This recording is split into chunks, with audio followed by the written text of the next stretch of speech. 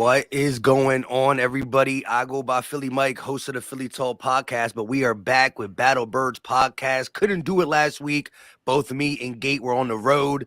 I'm not sure what Fresh did, but we back, and we still are the best team in football. You know what I mean? Trying to get to our 13th win. We got the Chicago Bears in front of us, a dual threat quarterback in the making himself. They got some injuries at wide receiver, but before we get into it, go ahead and introduce yourselves, starting with the coffee drinker. Damn, caught me right in the middle of the gulp too, bro. What's up, everybody? My name is Steven Hyder, Gay City Sports Channel, 1/3 of the Battle Birds podcast. And what's good, guys? We about to get this W today. You're that, you know what it is. You know what it is. Your boy Fully Fresh, aka the General Report for the duty is the day to go 13-1. And I said, I ain't got no crystal ball or nothing, but I think it's gonna happen. Go ahead, Joe. Yeah, I agree. Let's start with this injury updates for the Eagles. We know the guys who are on IR. We thought there was a chance that Goddard could make this. It looks like Goddard's not being activated. Am I right? Correct me if I'm wrong. Goddard's not going to play, which I have no ill will for. Like I said, I'm not trying to discount the Chicago Bears, but at the end of the day, the production that was being received from both Grant Calcaterra and Jack Stahl has been actually a great sight through my eyes. And I think we're good enough as is to beat the Chicago Bears. And it's all about Dallas Goedert being healthy for the long haul. But the Bears, they already lost Darnell Mooney. N'Keal Harry was questionable, and Claypool, their big acquisition from the Steelers, he was ruled out on Friday. Who's he throwing to, guys? Who we got defending in the secondary? Thomas Brown, I think, is their main target now. Then they have, was it Cole Kmet, I think, is their tight end.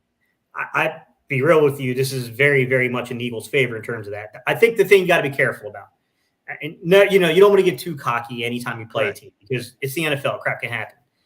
The off-schedule stuff with Justin Fields worries me, right? Is the fact that one-on-one, I'm confident we can cover these dudes, but Justin Fields starts creating outside of the script of the offense on you, and you start coming downhill trying to stop him from scrambling, and then things open up. Of course, that would concern me a little bit with him. I do think there's a little element to his game to that, but, man, this is very favorable. This is a very favorable situation. There's no doubt about it. I mean, for the fact of the matter is, it's a damn shame what they doing to that boy. They say it's a damn shame what they did to that dog. Damn shame what they doing to that kid out there, man. He has no weapons at all. It's a shame. I don't even know anybody that has anybody on his team for fantasy except for him. It's really a shame. But at the same time, the Eagles had to take care of business. Pooh-hoo. It's been times we didn't have quarterbacks that have no weapons neither. But the difference is they went out on practice squads, and they went out, and our GM went out and looked for people. You know what I mean? When you talk about the Boston Scotts of the world, you talk about we know those guys. You know what I mean? So to me, if I got to pick and going against this defensive line, which is deeper than the abyss when you really look at it right now, man, I think we got the deepest team in football. People want to talk to me about the 49ers, yada yada yada. No, they top heavy. They got some talent over there. They got some stars over there. I ain't going front. When you talk about 1-3, just like when we went to the Super Bowl in 2017, we had the deepest roster in football. And I think that we had that now. So when you look at the defensive line and you look at Justin Fields, this is who you have to stop. And I trust, yes, I know this is a stretch for me to say, but I trust Jonathan Gannon and defensive line to get it done against him. Now, he's going to have big plays. I don't want people throwing their remote at the TV when he breaks for a 40-yarder and kind of all that kind of stuff. That's going to happen. This kid is special, especially when it comes to his legs. But you win the war by holding him under 100 yards and not letting him get those runs on 30. Obviously. Go ahead, Charles. Yeah, I think that this team is not built to come back from behind. Yeah, we can hear you. I agree with you, Fresh. He's going to rip off a couple big runs. And honestly, I'm all about the Eagles. Y'all know that, but I am going against LB in the playoffs of the content creator one, and I got Justin Fields and Montgomery, so I wouldn't mind them getting their share of statistical gems, but not in the score area. You know as what I mean? long as it's when our backups are in, Mike. As long as it's when our backups are in. Yeah. Look, the second half, the Bears are playing against Minshew and the crew. The backups are in. You got like Sean Bradley and the backup linebackers. Go ahead and let them get off then. But I think this Eagles team matches up really good with them. The way we were able to stop the run the last couple of weeks with the new additions is going to pay dividends. But quarterbacks is our Achilles heel. Daniel Jones has got off on us in the last couple of years. Tyrod Taylor came in the fourth quarter and ripped off a big run. Tannehill was able to get down. And like you said, Justin Fields is special with his legs, and that arm will develop. I have no doubt about it. Once the Chicago Bears decide to get him some more weapons or can keep a guy like Claypool healthy, because Claypool, last time we played Claypool, he had a big game against us with the Steelers. So maybe not the last time. I'm talking about the Nate Gary time. You know what I mean? But yeah, this Chicago Bears team is trying to become something, and they're just running into a team where we already are something. And so just got to handle business. This is the NFL. I just got done seeing the Colts put up 33-0 on the Vikings. I'm done watching that game. I look back, and the Viking fans, I had a tweet saying that the Vikings are getting dragged. Next thing you know, my tweet is getting dragged by Viking fans, but coming through there and saying, "Yeah, you thought we were gonna lose." So you never really know. It's any given Sunday. Everybody thought that he was going to lose that game. Yeah. Listen, Matt Ryan is tied to too many ugly comebacks. I'm sorry. Yo, man. The worst. He got the worst in NFL history, period, and the worst in Super Bowl history. Yeah. That's my crazy. thing is from now on. If Matt Ryan, he's not playing much longer, but here's the recipe to win with Ryan. If you get a 3-score lead, you got to sit him. I mean, it's ridiculous, but you got to sit him. He gets that 3-touchdown lead. Just go ahead and say, Matt Ryan, you did what you did. We can't allow it. You did your job. Go sit your ass down. Facts. Real quick, though. It goes to show that it's really difficult to close out games. Like it is, like you don't like it's incredibly difficult when you build a lead that big and you still got half the game left to play. It's like you almost got to mercy rule teams now. Like you got to start shooting for 50 points on them. Like you have to mercy rule teams now in today's NFL. Yeah, Carlos, shout out to him with the $5 super chat. He said 1, 2, 3 roots. Salute Mike and the fellas. We're gonna be up 425 to 6 at halftime. I don't know. So, maybe he meant to say 25-6 and that 4 slipped in there. But anyways, Jalen throws for 30. Oh, no. He went to 425. 32 touchdowns to start to sit the entire second half. But no, I will agree with him on this one real quick. Shout out to Carlos. He said, if the Colts only had to play 3 quarters, they might be undefeated. They played a heavy 3 quarters for a lot. Look, we beat them in the fourth quarter. The Cowboys beat them in the fourth quarter. The Vikings beat them in the fourth quarter. Many teams beat them in the fourth quarter, and that is with Saturday or whoever Frank Wright. So they got their own problems, but thank God we not Colt fans. I mean, to think about it though, Mike, they beat Kansas City, to give them credit. They did beat Kansas City. They had us down, lost that game to us. They had Dallas. They were right up on Dallas too before Dallas pulled away in the fourth quarter. And then they had a 33-point lead on Minnesota before Minnesota came. Like it's like that team, man. That's tough to go back into the locker room and face that type of situation, man. I'm glad we ain't got that problem. Yes, me too. Yeah, I mean, we had our blunders with the.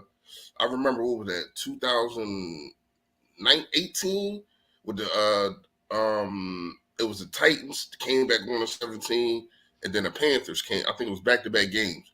Gave up 17-point leads in the fourth quarter, but nothing like this. That is ridiculous, man. It's a reason why that's the biggest margin in the NFL, because it just doesn't happen.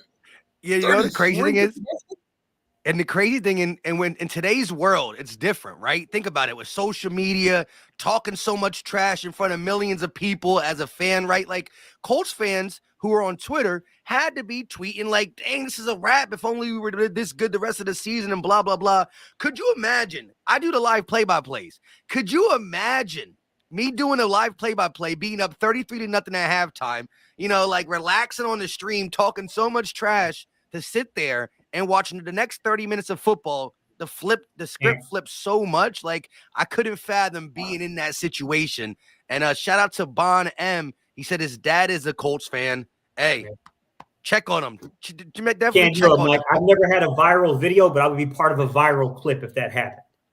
Because I would definitely there would be a viral moment there if I was watching a 33-point comeback. Like I'd be losing it, man. I would. Like, I can't even, like someone else was saying, like they felt like it was rigged. I don't feel like it's rigged, but I'm not going to sit here and act like the thought didn't run through my mind. Like, come on, man. Like, come on. Yeah, and then, I'll go a step farther with the comments that were made by Micah Parsons towards Jalen Hurts. Doesn't it feel like a little bit like, hey, let's create interest around the game even more? It feels weird to me, like the timing of it. Like, come on, man. I know Micah Parsons can't be that foolish. Like, I get that there's got to be some element to this is like, yo, if we don't get ourselves pumped up for this game, if we don't push all our chips in, this team's going to come into our home stadium, clinch the NFC East, and be crowned MVP in our stadium. So we might want to get up for this game, and I'm about to get your level up for this. Because when you look at it, when you look at it, it's always been like that, and for the most part, it's been on our side. Remember Doug Peterson? He guarantees a win against Dallas. Remember that? Yeah. Remember Nick Sirianni last year? He wore the Dallas Week shirt. Didn't even know what Dallas Week was about. It was always something. And to tell you the truth, when we did those kind of things, we took an L. We took an L both times. So now the tables have turned. Do you think it's planned? Do you think these things are planned out? Do you think that the NFL goes in with probably not from the NFL, but I don't know. I don't know, but it is, to me, it's stupidity. Especially when you got a team like us that's just like it's so hard for a defensive coordinator to prepare for a team like us, and then you throw that on top of it. Like, what are you thinking? And this game is Christmas Eve. It's Christmas Eve. Everybody's eyes are on that game. Everybody's eyes are on that game. On the game anyway, though. Like, no matter what. But I mean, come on, man. This kicked it up. A whole hell of a lot of notches. And listen, to be honest, the crazy part is, go ahead, man. No, and to be honest, like, look, a lot of people are saying, like, why are Philly fans crying? Look, the fact of the matter is this: he does not have to think Jalen Hurts is the MVP. He could simply believe that, maybe a receiver deserved it, maybe a defensive player deserved it. He can say that Mahomes been balling out without Tyreek Hill. He can do that. That is perfectly fine. But the other pieces, the context behind all that, really trying to poo-poo and like say he don't have top 5 anything, really trying to, and again, he didn't physically say Jalen Hurts and Brock Purdy, but he tried to string along this stuff. And Von Miller came out on the Pat McAfee show and pretty much said, like, yeah, he threw me in left field by that question. But the question was methodically thought up of by Micah Parsons, because the conversation before that viral clip 3 minutes or 4 minutes before is deeper, because he says, again, Von says the two front runners for MVP is Hurts and Mahomes. Michael rolls his eyes big time. That's just right there, shows without words. Then he decides to say, it's going to be hard for me to comment on this because I play him in 2 weeks. But then he starts saying that Jalen Hurts is not top 5 in any quarterback stat. Incorrect. That was wild. That was wild, bro. And then he followed it up by saying, I know the game. And I was like, come on, man. I know you know the game because you're a professional at it, but you ain't put no time into that what you said. Like right now, if you ask me what Dak Prescott's stats are, I might not be able to tell you, but I won't simply say that he's not doing anything right if I'm not 100% sure. So he said he's not top 5 in any category, which is incredibly wrong. He said that the Eagles defense deserves the MVP. He could have just said that the Eagles defense has helped out Hurts. And then he gets into saying, I got to call a spade, this, that, and the third. And here's the thing. He started talking about the Niners roster with Kittle and McCaffrey and the O-line and Trent Williams. And then he asked him. So he asked Von first. Hey, Von, Brock Purdy is he the MVP or is he playing good because that team is so good? Vaughn says for Purdy, it's the team. When he said it's the team, Mike, let's just let this sit in though. Okay. Tom Brady won his first MVP in what year? 2007. He was a 3-time Super Bowl by the time he won an MVP. And who was on that team? Randy Moss. Yeah. Randy Moss. Like, come on, man. He didn't win the MVP until Randy Moss got there. Peyton Manning. Peyton Manning didn't have Reggie Wayne. Peyton Manning didn't. Yeah. Like, come on, man. They were stacked. Stacked teams are always. Listen, every MVP has a stacked team. But the last thing I want to say is this, though. So Michael Parsons, Harrison, Wayne, like, come on, man. Michael Parsons strategically said, "Okay, Vaughn. So you just said that the team is why Purdy's playing good for the Niners, and that's when the clip starts. So let's talk about the Eagles. Is it Jalen Hurts or the team?" But he set Vaughn up by saying, "Is it Purdy or the team?" Vaughn's like, "It's the team." Okay, is it Jalen Hurts or the team? And then Vaughn's like, "Oh, snap, you really gonna do that?"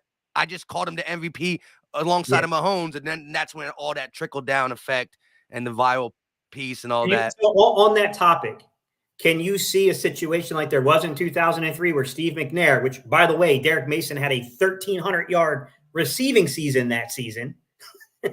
Let's call a spade here. You know, could you see that situation where you had Peyton Manning and you had Steve McNair splitting the award? Could you see that happening this year between Mahomes and Hurts? I don't think we'll ever have a split anymore. I think that's too controversial nowadays. Like, it's the ultimate cop out, though, right? Yeah, yeah. I'd be upset. I'd rather just lose than split. Like, because when you split or something, that's going to be remembered. Like you don't forget that. And so I'd rather just take one on the chin and lose than split. But like I said, 2 weeks ago, I think it was 1A, 1B with Pat Mahomes and Jalen Hurts. I just thought that Jalen Hurts in the last couple of weeks stepped up in front of him. But before Fresh goes real quick, Mr. Ronnie P with the $5 super chat. Don't think that was rigged, but definitely saw some fishy play calling up 14 with 5 minutes left, and you pass on first and second. Israel said, embrace the tank. Yeah, you do got to think of GMs saying, bro, we need a better draft pick. We need a better draft pick. So, I don't think coaches and players necessarily want to lose because they get the blame for it. It goes on Matt Ryan's record again. It goes on Jeff Saturday's record. But front offices want to tank. Players don't, but front offices do at times. You saying how Roseman tanked in 2020? I don't know nothing. I don't know nothing. Of course he did. Yeah. Go ahead, Fresh. What is your take on the just the backlash of this whole week? I mean, well, first I'm gonna comment on Jalen Hurts being the MVP, and when you look at the NFL quarterback statistics that he's number one in, and number two, just top five, and it's a lot. You know what I mean? And I always thought that when you have the best record for the most part, and you are balling out, that quarterback should have that MVP, especially when he is the reason that you won all of those games and not the reason that you lost the only game that you lost. And to me, I understand Mahomes has more throwing touchdowns than Jalen Hurts, but he also has 11 interceptions. That's a lot. That's a lot, especially when the guy that we're talking about only has 3 on the season. Yeah, we just seen Patrick Mahomes throw three interceptions in one game against Denver, right? That was my argument too, Reese, about Pat. My argument about Pat Mahomes was he's a phenomenal player and he's having a hell of a year without Tyreek Hill. There's no doubt about it. Not trying to take anything away from him, not trying to throw shade at him. But he has thrown away. He's thrown away 2 games. He has had the ball in his hands. Yeah, that first game. And been picked off in 2 games that sent them to L's. To me, that's not an MVP. Right, and it's crazy. Like, you got guys like Stephen A. Smith. Yeah. When they lost to Denver, he talking about this makes me him more of an MVP. What? When we start doing they changed the goalposts for Philadelphia teams. Like, I don't get it. Like, even I don't want to switch subject, but it's Philly sports. Even with Embiid is putting up 50s, 40s, 30s, 36s. And he's Talk not about it. He's not Talk even about it. Nobody's talking about him for MVP. He's leading He's the not, league. he's not even in the mention. Not in nobody's sight. He's leading the league with 32.3 a game. Like, that is amazing, especially for a center. It's Philly sports. I don't know why they hate us. It's just if you play for Philly, you're going to get the end of the stick every time. It's the truth. It's the truth. True. All right. If y'all don't think this is true, everybody in the chat or y'all too, I think y'all believe me, obviously. Mm-hmm. But think about this. If Dallas had our record, they already get the number one spots every single Monday, Tuesday, Thursday. Only time we get the number one spots is when Michael Parsons says something about us. We are the best team in football, and we don't get talked about till about the fifth segment. You got to talk about Dallas. You got to talk about Tom Brady bum ass. You got to talk about all these other teams before you get to us, and we are the best team in football. And to me, it's not close anymore. At first, I look at the Colts. I looked at you look at Buffalo.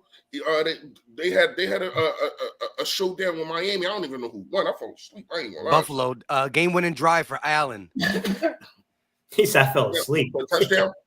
Yeah. It got boring, but the game was boring. Not gonna lie to you.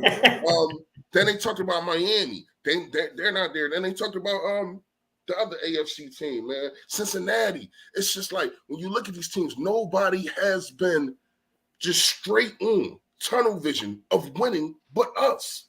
Consistent. It's not even a team that got 2 losses. Not even a team that only got 2 losses. We have 1, and then the next is 3.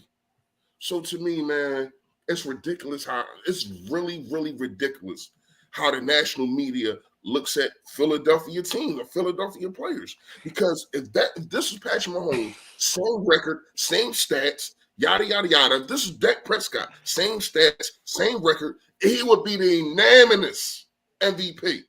But you got dudes like, I can't even remember the reporter name, who's such of a hater. He's such of a freaking hater. When he came to the season, he said so many people was better than Jalen Hurts. He had Chris Sims. Yeah. Chris Sims, yeah. And now you don't want to come off of that, and you're still trying to say he's not MVP. That's freaking ridiculous, man. Go ahead. Yeah. Shout out to Steve Smith, because I watched it. I saw the thing going on Twitter, right? So the game's over, right? You know how they have the little booth, right? It's Colleen Wolfe, it's Steve Smith, it's Michael Robinson, and there's somebody else on there too, right? So Colleen said, could this have been Josh Allen's MVP moment? And Steve Smith says, hold up. Jalen Hurts didn't play yet. And then Michael Robinson said, all right. Then he tried to do the whole Chris Sims, Michael Parsons thing on national TV. Michael Robinson's like, look, the Eagles had they got top wide receiver duo, offensive line, defensive line, blah, blah, blah, blah, blah, right? And he asked Steve Smith, he's like, if Josh Allen is not on the Buffalo Bills, that team is not good. If Jalen Hurts is not on the Eagles, are they still good? And Steve Smith said, nope. But you should have seen Michael Robinson's face, and he tried to explain a bunch of stuff. And Steve Smith's like, look, no matter how good your team is, if your quarterback is playing like a first grader, he's going to get first grade production. Jalen Hurts is a grown man, and he just started going off. And shout out to Steve Smith.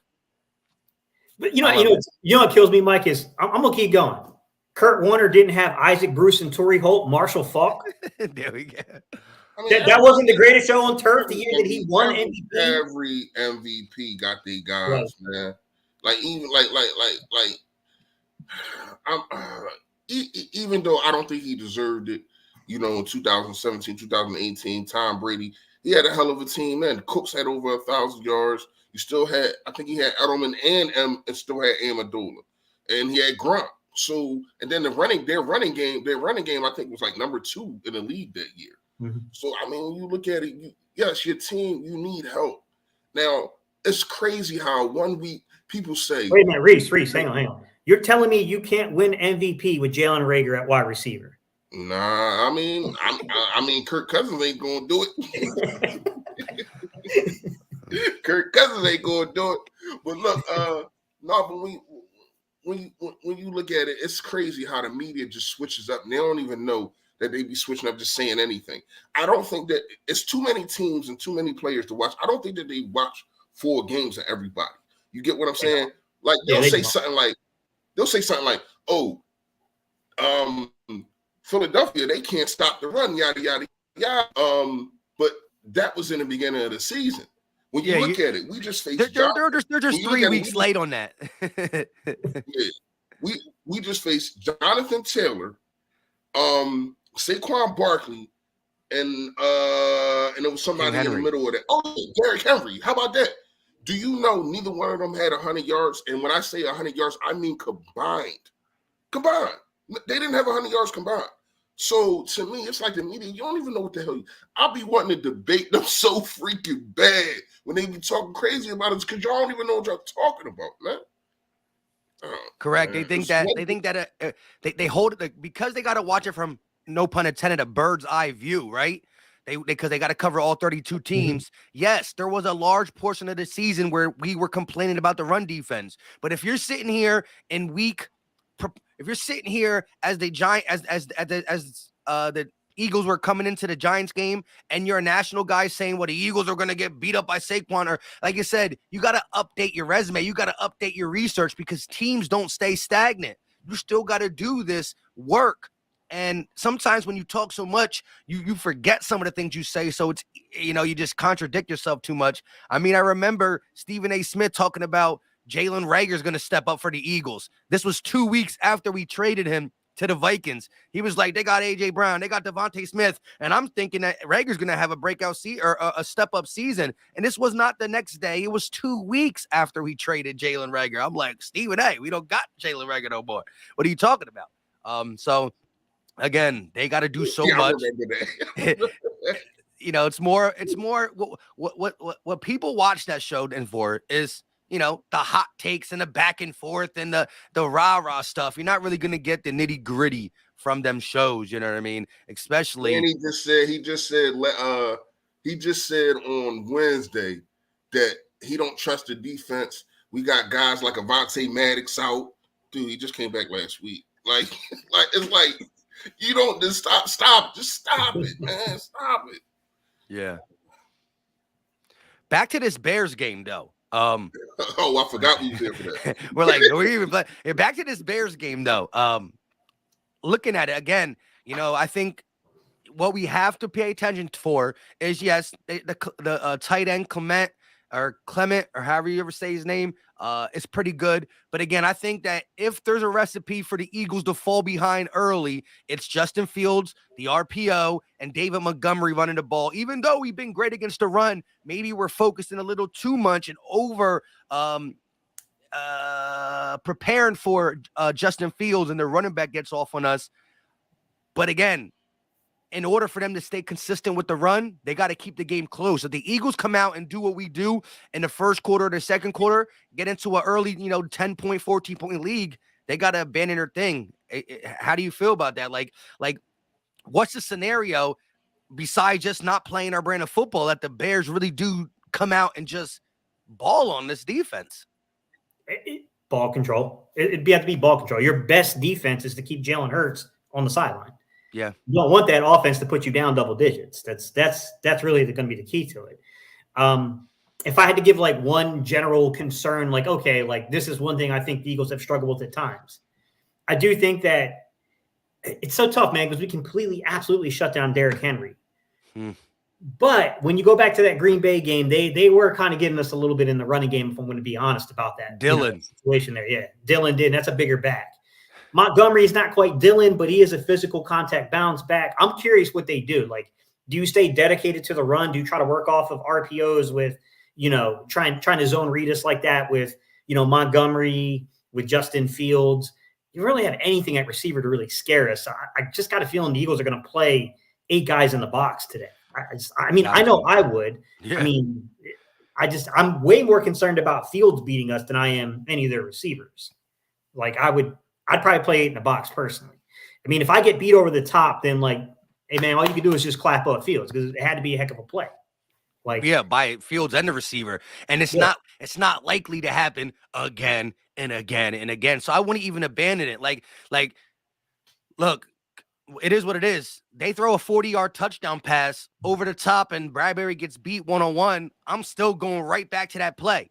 Bradbury, you going 1-on-1 the very next time they got the ball, because I don't see that being a common scenario. You know what I mean?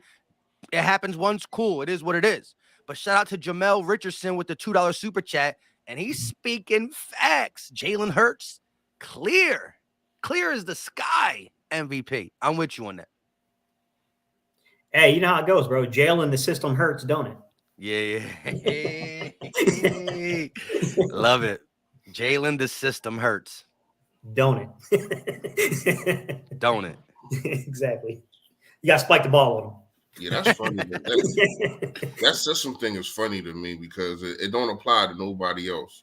Like when Tom Brady first came into the game, he was a game manager. We're not going to sit here. When he won his first 2 Super Bowls, he was a game manager. It's nothing hating defense, about right? That was a pretty damn good defense behind him, by the way. Pretty good running game. Yeah. What? Like, come on. When they beat us, man, they had a hell of a defense. Like they made McNabb look. I mean, they made him throw up. Like he about to throw up. Yo, you couldn't have called that segment better. You're like, he's about to throw. I know. Hey, listen, man, I've been under the weather, man. I was in the hospital for a week actually. Oh wow. And the crazy part is I went in there because I messed up my foot. I came out with the flu, like with the flu and high what's it called? High blood pressure. I'm like, how do I get worse going to that hospital? Like, I don't. But anyway, I mean, so when we look at it, I mean, I know it's not really a lot to talk about with the Bears, but to me, you still got to make sure that if you're the Philadelphia Eagles, you take care of business. And I'm not scared of that because of the matter of fact of our leader, our quarterback. He just wants to take care of business. And I know he cannot wait for this game to get over so he can play dollars. He says it all the time. He keep receipts. He got mental notes in his head on what people been talking. And he's here to shut everybody up. And he's been doing everything right. I mean, literally everything. He's even taking the right sacks. It's like, all right, 3rd and 12. A guy's coming. I ain't even gonna take off. I'm gonna eat this one. I'm gonna bite this one. I know. And I trust that my defense is going to get me back on the field. And I mean, the kid's mindset and what he's saying, and yes, the talent does help. But the leap that he took, Mike, I'm not going to lie to you. I had us going like 14 and 3 or something like that. When I finally did the score, I just didn't think that these teams would be able to do anything with us. And it turns out. You might have an accurate prediction. I mean, I could, but I don't see Dallas beating. I know a lot of people. I do not think. No, I don't think the other 2 losses would come from Dallas. I think they would come opposite Dallas when we're just sitting everybody. Yeah, but can you sit how many people? You think we'll sit everybody for 2 weeks? I don't think they'll sit them for the entirety of the game, but I don't think they're going to play them the whole game. Yeah, I mean, that's a lot. Yeah, I don't think you can rest guys like that long. But they did it. But to be fair, they did it in 2017, didn't they? I think they did it in 2004 too. They just rested the last game, the Dallas game. That was it. I don't know. I mean, I don't know what to do there. Do you risk injury when there's really nothing more to gain from it? You already locked up first round. You're not really chasing an undefeated season. You know what I mean? Like, I don't know where you come off on that one. Like, to me, I put my guys in there. I treat it like preseason. I put my guys in there. I get them warmed up. I make sure they're executing. I need you in there. Don't play the whole game. Yeah, don't play the whole game. I need you in there. Yeah. But like I was saying, go ahead with the super chat, Mike. I'll finish when you're done. Nah, but this is actually interesting. I want to get all y'all takes on this. So Prince Neo 22 with the $2 super chat. He said, "Would you sign Tony Pollard over Miles in free agency?" Both being free agents. I'm not signing another Dallas Cowboy straight again. I'm sorry. I mean, think about it. Every time they come over here, they are trash, especially on quarterback. Last time we did that was DeMarco Murray. DeMarco Murray, remember him? Well, no, Yeah, you can Scandrick have him too. He back. was straight trash. No, Scandrick. I meant running. I meant running back. Oh, I meant running running back. back. Just Yeah. running back. Yeah. Yeah, I'm good. I'm good. I mean, here's the thing: is I don't think it's going to get to that point. I got a feeling Dallas is far more likely to walk away from Zeke than they are Tony Pollard. Personally, I think that's what they would end up doing. Miles is a tough one, though, man. I get the general consensus of what you're saying here, Prince Neo. Which, by the way, shout out Prince Neo. He's like one of my first subs I ever had on YouTube. But I'll say this, man, is that I don't know what Miles Sanders' contract looks like, but it's starting to feel like something that might become a necessity to try to get worked out. And that's the tough thing is like I just don't know how to rate it because we're only talking about – here's the crazy thing. I can't even say we're talking about 1 year of production, right? Because he was there. He just didn't have the health to achieve what he achieved this year. If he had been healthy pretty much last year or the year prior and played every game, he was likely crossing 1,000 yards just giving his rushing numbers, what he was averaging per attempt. That's why, like, I know everyone's like, yo, Gate, you called that. You called that. I just did basic math and took my shot. I took my shot based upon basic math. Like, if this dude gets over 185 carries, he's going over 1,000 yards. Like, there's just no doubt about it. I don't know, Mike. I mean, I would like to have him back just because I do feel like there is something special between Miles Sanders and Jalen.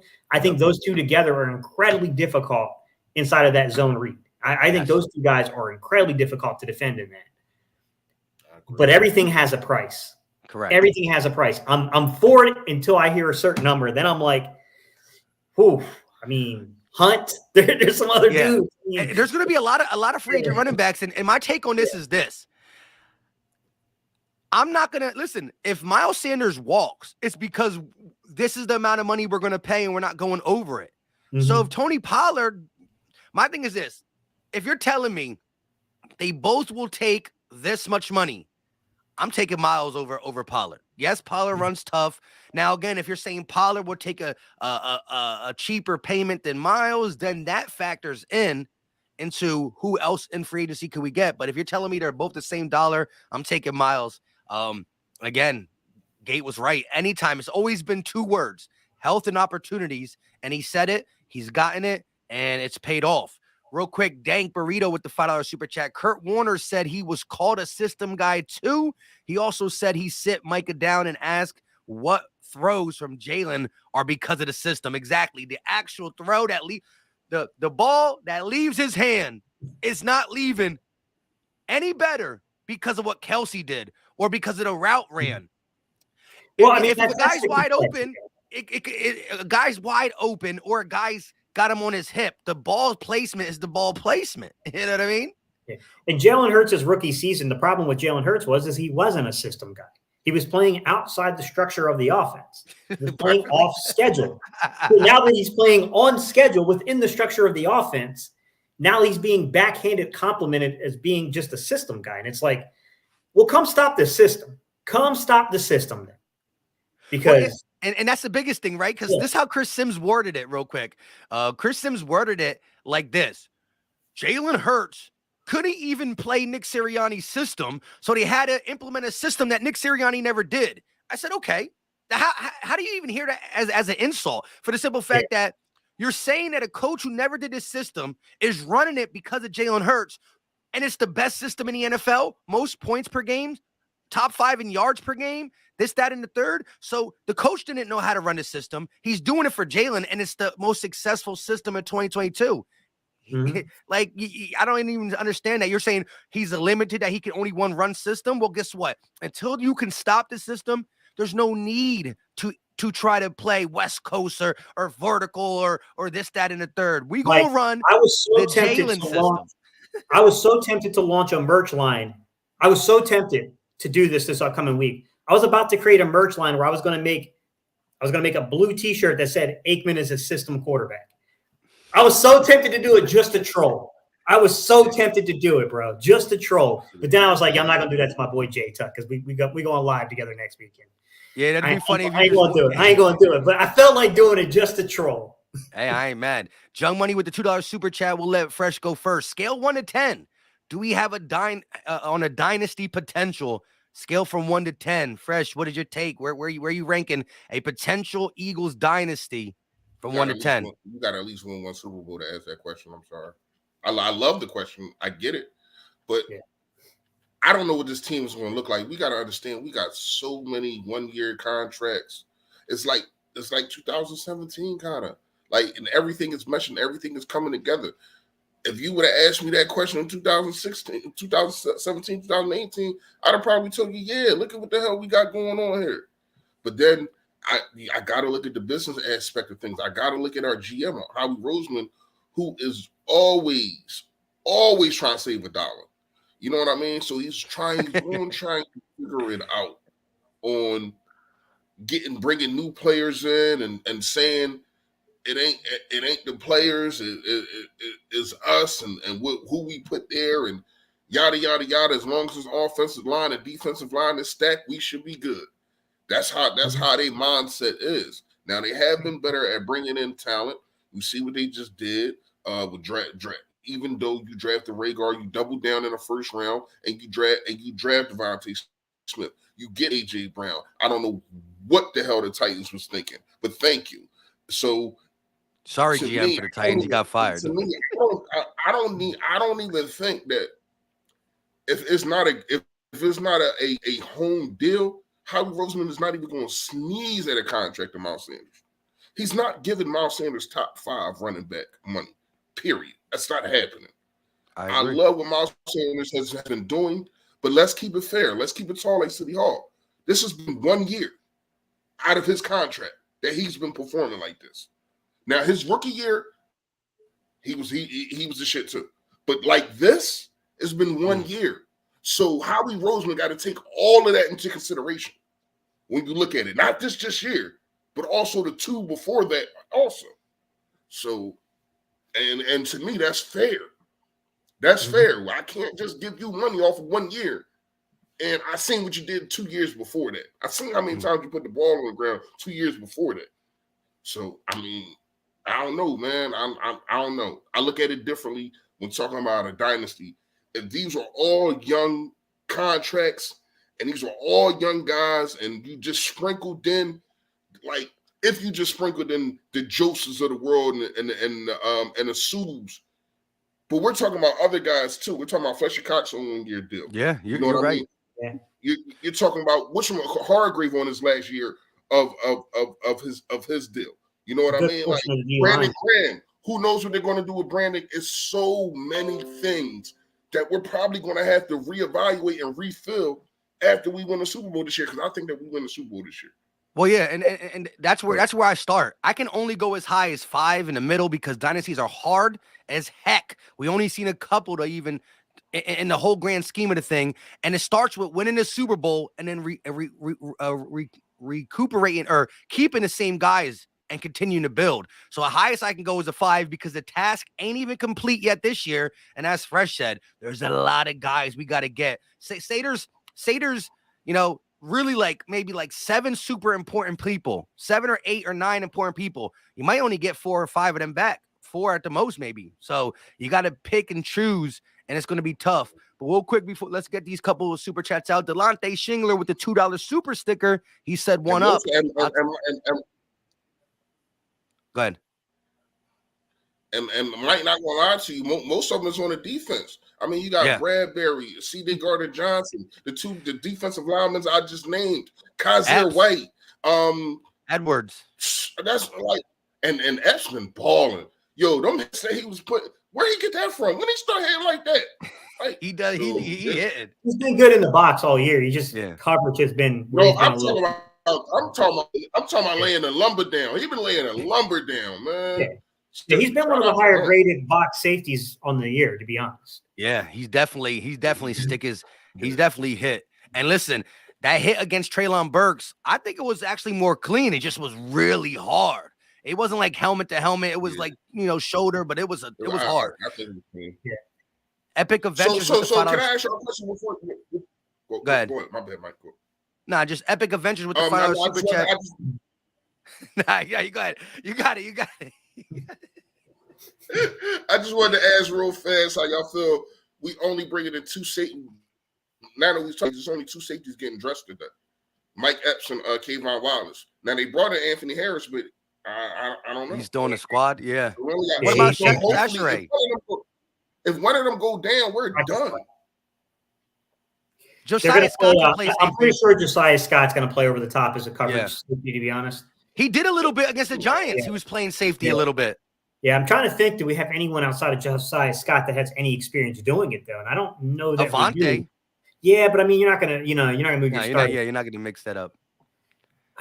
I don't know, man. I mean, probably going to play a lot of Actually, Kaiser White's been a box safety before. I just get it. Kaiser White was a box safety. He was a rover. Yeah. He played the rover in the star role at West Virginia. Obviously, that's not going to be a true safety in the NFL sense, but you could do some things out of 3 linebacker set. That could be Nakobe Dean might be getting some shake because they might need to do some interesting things with Kaiser White off of that. That is a possibility. And it's tough. But Epic Adventures with the $5 super chat is Jalen Hurts not the most improved player in the NFL? Haters will hate. Hurts is definitely the MVP. Shout out to all my Eagle fans and Eagle Nation. Epic Adventures. Listen, someone can literally win both awards as the most improved player and the best player in the NFL. And listen, I'm ready for something to be like that has never been done for sure. And he got a value point on both of them. Shout out to Dennis Smith, a Cowboy fan. He said, Mike, love your channel. I'm a Cowboys fan, but the rivalry aside, the Eagles are scary, and you have my respect. Hey, shout out to you, Dennis. And look, we're going to have a long week of back and forth. We'll have some Cowboy people on the channel. We'll do as many round tables as we can. It should be very interesting. I think there's one more super chat. Shout out to Slick Bundles with the $5 super chat. Matt Stafford was praised after he finally got a good team and won. Now with Jalen, it's the system. Shaking my head, make it make sense. Love you guys. Agreed, right? Puts up stats, no wins, gets a Super Bowl roster, wins the Super Bowl. Oh, he's definitely in the top 7, top 8 now, and he's a really good player. Again, Slick Bundles, great point. And Gates been dropping them all stream. Because Matthew Stafford wasn't throwing to Calvin Johnson. Exactly, right? But every MVP has had a great supporting cast. They always have. Listen, the greatest show on turf. Peyton Manning was throwing to 2 Hall of Famers. Tom Brady, perfect thing. Tom Brady was a Super Bowl winner, but not worthy of the MVP for multiple years until he got Randy Moss, a top 3 wide receiver in the game, period.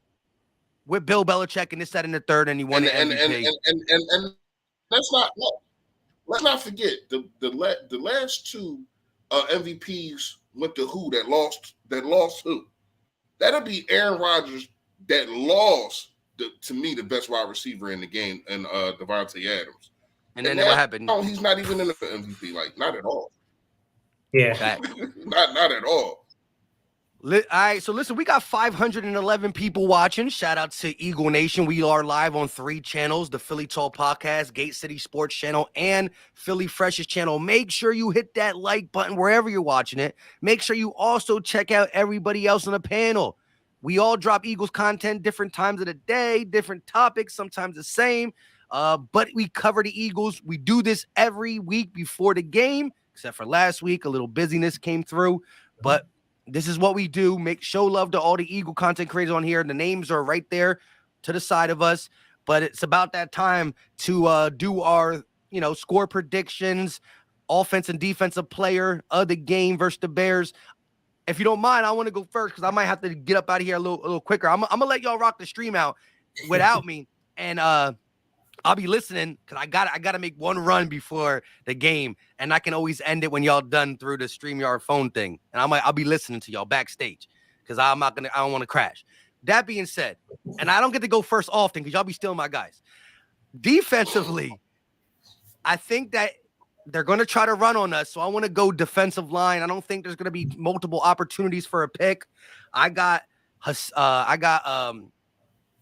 no, I'm not going to go defensive line. I'm going to go linebacker. I got TJ Edwards continuing to be the first one to the ball and stopping the run. I think he's going to be important, not just to stop David Montgomery, but to be a spy and be on lookout for Justin Fields. I like to see him shoot some gaps and make some big-time tackles. So I got TJ Edwards on the defensive side.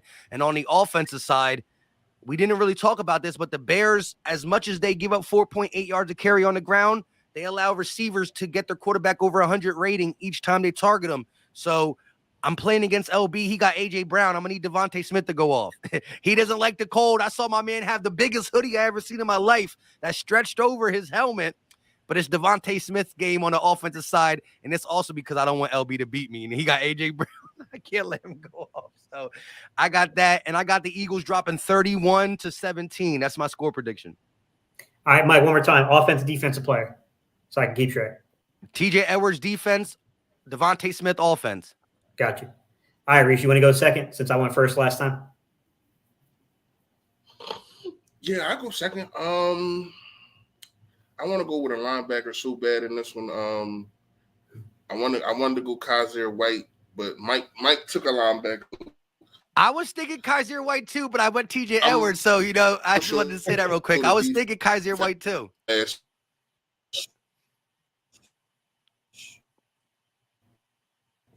4 games.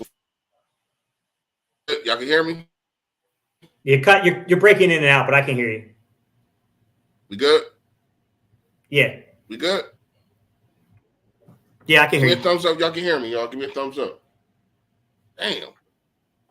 Yeah, Mike did some voodoo on his drum before he left. What the hell going on? He can hear you. Chat not We all Yeah, can I hear hear you. you. What the hell? Can you hear us? He can't hear us. We hear you. Mike. What? We can hear you. Oh, Can yeah, you all hear right. us? Yeah, I hear you now. I hear you now. All right. I'm going again. I'm Hopefully just making I'm making sure. All right, you're good. Ready? I'm leaving. Let's see. All right, Yo, go ahead. let's just get rid of this. Let's just hurry up and get through this draw. All right. So I got Josh Sweat. I've been critical of the guy for half of the season. You know what I mean? But I think that he's coming along and he's getting into his zone for defense. Yes. Offense, man.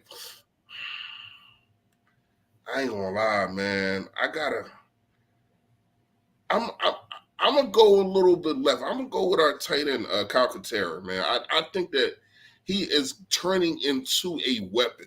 You know what I mean? When No Dallas got it, this is probably gonna be the last time that he get as much time as he's getting. They're starting to implement him more. I think he gets a touchdown today. Calcaterra is my offensive guy. Score prediction, I got it 33-10, and that's it. I want to make sure I don't duplicate. Who did you take for defense? Josh Sweat. All right. So we got a linebacker at the end. I don't even think they're really going to throw the ball today, man. This is killing me about the secondary. All right. I'm going Epps. Then I'm going to go Epps. I'm going to bring Epps into the box. Yeah. Epps coming up to play the run. Yeah, that's why I ain't going no corner. Yeah. They ain't throwing the ball. Yeah, I'm going to go Epps since Mike went linebacker, you went D-line. I'm going to go Epps. Offensively, you went Calcaterra, man. That's a good one. That's a good surprise pick. Yeah, I think he scores his first touchdown today. Man, I can't. Sanders had such a big game last game. Man, Mike took Devontae. Goddard's not in the game. We can't take Hurts. That was our rule to begin the season. We can't take Hurts. All right. Oh man, AJ Brown. So I was really his left. Is AJ Brown? It's on his left. It's the only guy that's left. Unless I see Sanders like that. Yeah, it's crazy. Yeah, I play in the other. Yeah, I play Mike in the other. In his league, I play Mike in his league today. I don't know what he's doing. But yeah, man. I mean, to me, anything else you want to hit on that? Anything else you want to hit on? This could be the end of the show. Just what if everybody could, drop your location, not your location, but let us know where you watching this from. I know we got Eagles fans and BBP fans all across the world. You know what I mean? So just let us know where y'all watching from, man. All right, let's while we're waiting for them to tell us that, let's go back into that safety conversation. I think it's a fascinating conversation, right? Because of the contract situation. The two guys we got starting, right, both are going to need contracts. That's the situation. Would you, knowing everyone else that's got to be signed, I got a feeling that what it's going to cost to get Gardner Johnson under contract will be quite expensive. But we were willing to give away pretty much almost $20 million a year. We were willing to do it this offseason. Yeah. Would you go after Gardner Johnson with that level of aggression? in the contract? I don't know. I don't know. The first thing I'm looking at is I know Hurts. See, what's killing me is that Hurts can't sign until what is it? March or something. Mm-hmm. He can't. He is the rules of it is he Until can't the sign league until calendar March. year starts, basically. That doesn't mean that they can't negotiate anything and just not put it on paper. So to me, that's the first thing that I'm trying to do is lock up the quarterback. You know what I mean? And then everything else falls in line. 20 million. And at least Jalen's contract, theoretically, Jalen's contract should really hurt you in 23. 24 is when you kick in.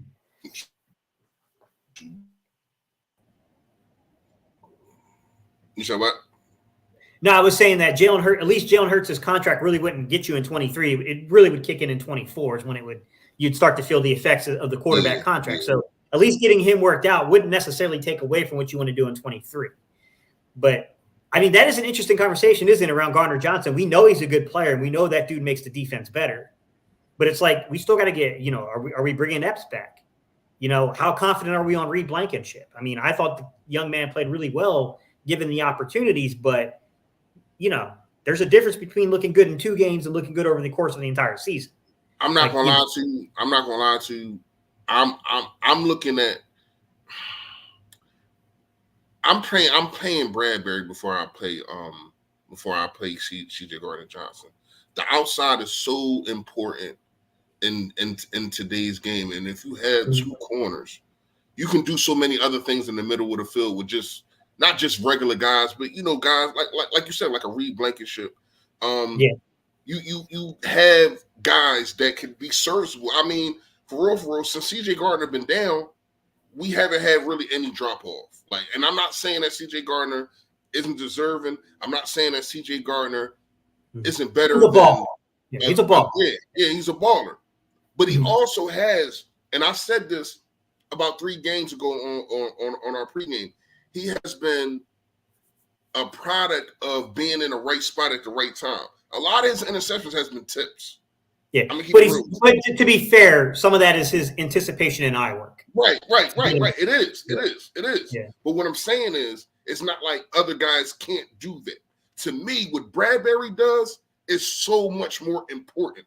He's one-on-one with the guy and locks him down. You get what I'm saying? So if you have 2 lockdown corners, it's so better for your defense, especially your defensive line, because they can go eat. He looks at one receiver. He looks at the second receiver. Oh, they lock. Damn. A third read. I sweat Hargrave or whatever kind of guys is right there. You know what I mean? So to me, if I'm trying to sign anybody, it got to be Bradbury first. Does Bradbury's age concern you, though? Because we're talking about a physical corner who is over 30, and when those legs give out, it tends to be a very drastic drop-off once that happens. I could see both sides of that argument, right? One side being that because he's a physical guy, it's more about technique than foot speed with him. But, maybe that concerns a little bit more with Slade than it is actually with a guy like Bradbury. But at the same time, how it is, man, at corner, bro. Once them legs are gone and it's not the same, it's a drastic downhill progression from that point. Yeah, I mean, age always scares you. You know what I mean? And I wouldn't lock him up to nothing really long term, not no 4-year. I'd probably give him a 3-year deal. And I know how he works. He pushes a lot of the money, especially if he's working out other deals, start pushing stuff to the back and yada, yada, yada, however he does it. But yes, Journey, I do have a channel. All you got to do is put in Philly Fresh. You put him up there, you're going to see this pretty face right here. All right. Back to what I was saying. So when you look at the situation of Bradbury, it's just like I trust him more. You know what I mean? And I think he's going to have to he's going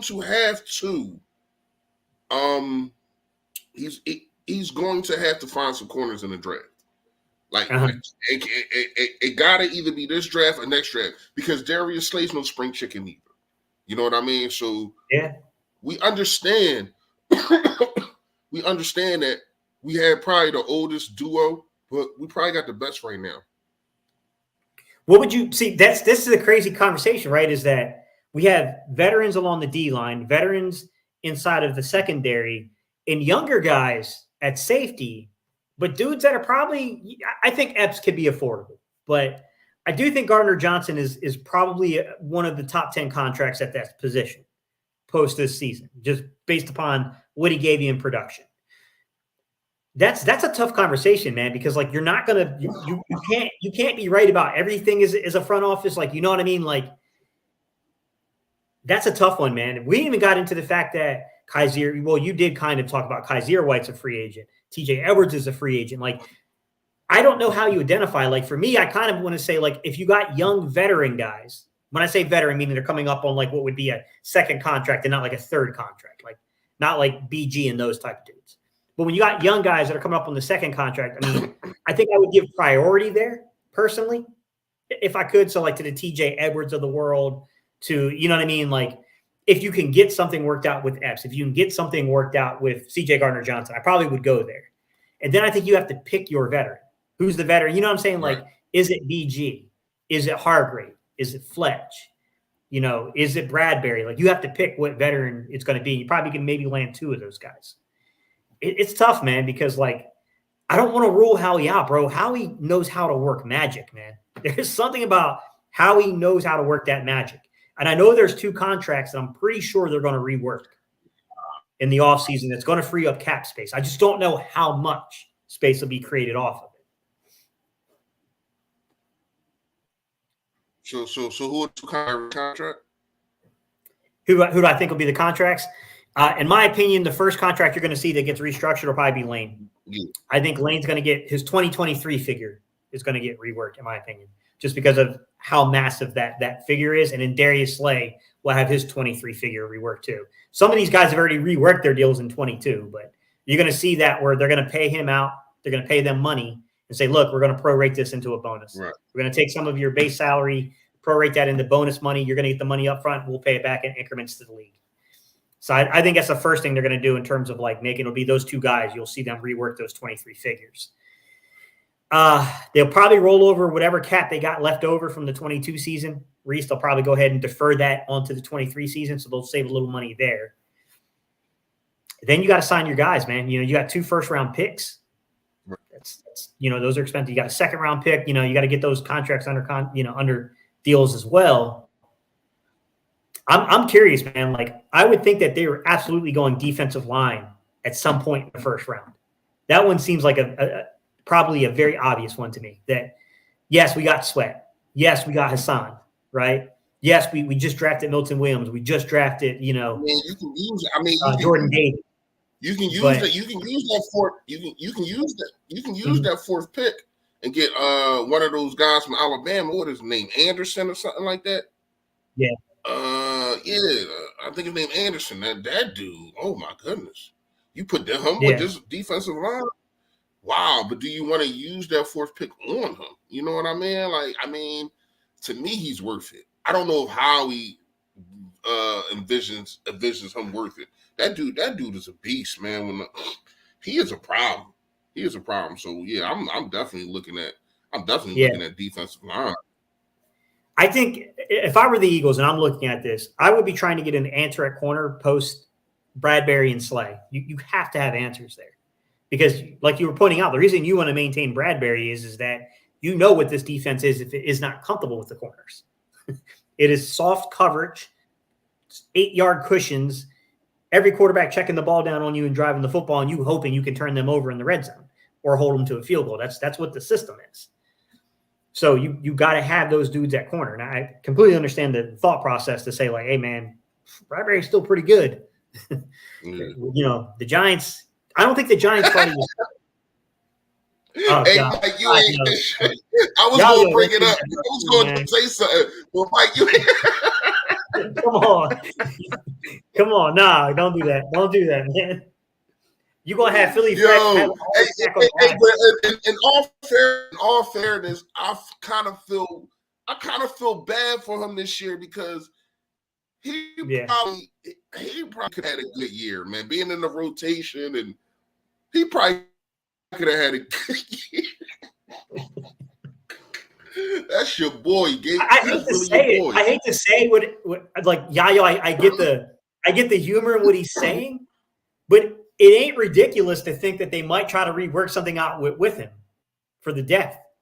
It ain't ridiculous to suggest that, honestly. They did it this year.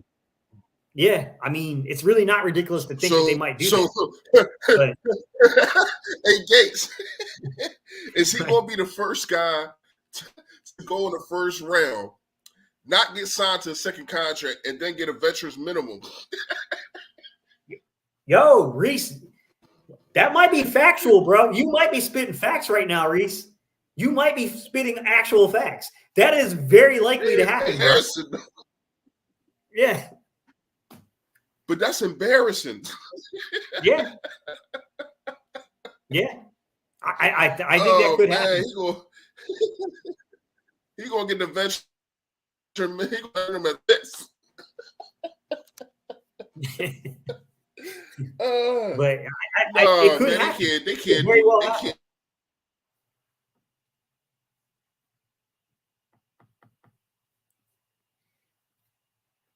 I think Reese froze up, guys. But no, I mean, to be real about the situation, guys, it could be a likely outcome that they want to look at this thing before the draft and say, we don't want to head into the draft with very obvious needs. And Derek Barnett gives you some sort of security there. It's possible, man. I hate to say it. I really do hate to say it, but I don't think Yayo's talking crazy, bro. I think it's humorous. I think he's trying to be humorous. And I think he's right, but I don't think it's good. Look at Mike. Here come Mike. We say Derek Barnett. Mike's up here. Nah, but for real though, like I agree with Fresh in the sense that think about how good this D line is. Number 1 in sacks with Reddick and all these guys in the rotation. I think Derek Barnett could have had like a little 3 or 4 piece at this time already, so he could have been a rotational piece for sure. Yeah. Yeah, definitely. Yeah, I mean, hey, Mike, what you think about this though? Mike, what you think about this? Can you hear me? Yeah. What you think about Derek Barnett being the first guy taken in the first round to not get a second-year contract and then get the veteran minimum? That'd be wild. But the only reason I don't think that could actually happen is because there's 31 teams that will be desperate enough to get a pass rusher that has potential. You can still sell his potential. But did he do anything to earn a contract that he didn't do last year, though? That's what I'm saying. Nah, listen, it's not going to be easy having the stats he had last year and then coming off of ACL. So yeah, exactly.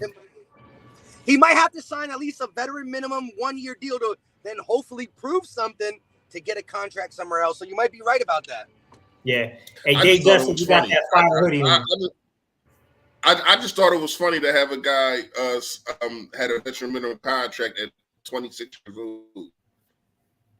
It's very likely to happen, Reese. Like I know, like it's funny, but like you might be on to something. You might really be on to something. Like that is potentially like something that could happen. Yep. I mean, if he signed with the Eagles, I think that's what Hobby would do. I mean, Hobby all about saving money. If it's a way to save money, I don't know, but I do got to get out of here. Got to set up for the game. Shit. I ain't even know 12:40. Listen, man, come through halftime. Philly Fresh is the channel. We're gonna talk live. Hopefully we be up by 20 or something like that. So we'll have a good live, a good talk. You know, we don't like to do things like that. Come through, come holler at your boy, man. And also, I don't know if we're doing post game. We got to talk to the guys, but if we are, just make sure y'all got notification on. I know my guy Gate City, he puts up a lot of content, man, cerebral stuff. So make sure y'all got your notifications on the button and the subscribe button if you have not done that on all 3 channels. Appreciate y'all, man. Hey, y'all, we appreciate y'all so much. Mike, Sign us out, bro. Hit the button.